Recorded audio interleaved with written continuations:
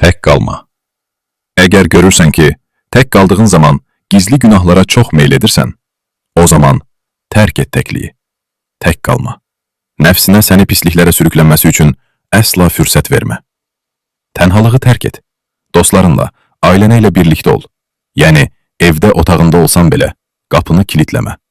Əgər yatmaq istəsən, kim daxil olmaq istəyirsə, qoy girsin.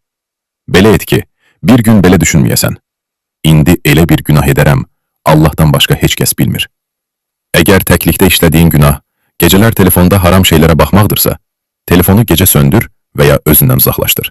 Əgər gizli günahın haram yazışmalar və ya qadınlarla danışmaqdırsa, istifadə etdiyin əlaqə nömrəsini dəyiş. Mütləq səbəbləri dəyişməlisən. Gizlində edilən günahlardan uzaqlaşmaq üçün həmin günahlara aparan səbəbləri dəyişməyin gərəkir.